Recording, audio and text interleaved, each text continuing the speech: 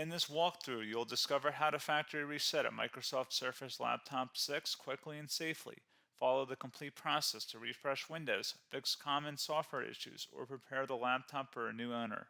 So this should hopefully be a pretty straightforward process, guys, and without further ado, let's go ahead and jump right into it. It's supposed to not delete your personal files. I strongly suggest that you create a backup of any important files or documents before you proceed, because even though it might say that it's going to save your personal files, there's no guarantees that it will, so just keep that in mind, and we're going to go ahead and jump right into it. So we're going to go ahead and start by right-clicking on the Windows Start menu, and we're going to select Settings.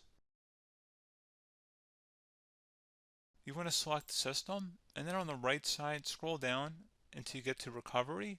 Reset Advanced Startup Previous Version of Windows. Go ahead and open that up. So we're going to start by going underneath Recovery Options, reset this PC. Choose to keep or remove your personal files, then reinstall Windows. Go ahead and select Reset PC. Underneath Choose an option, Keep My Files removes apps and settings but keeps your personal files. Now, like I said, there's no guarantee, but you still want to create a backup, but we are going to select that for today's tutorial here. And it's going to ask how would you like to reinstall Windows. I usually do a local reinstall, so that's what I'm going to select. And current settings is going to reinstall Windows from this device, and then we're going to select next again. This shouldn't take too long here, guys. And resetting will change settings back to their default, keep personal files, reinstall Windows from this device, remove all apps and programs, and you can also view what apps will be removed. This will take some time and your PC will restart. These are the apps that will be removed, so take note of that. So you're definitely going to have to reinstall some stuff once it's done. So it looks like I accidentally closed out of there, so I'm just going to go back to exactly where we were. And we're just going to go ahead and proceed with the reset here and select reset.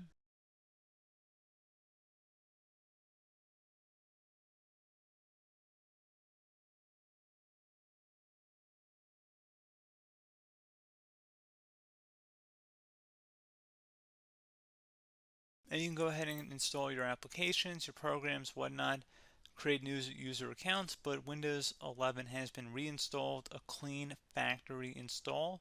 So pretty straightforward process.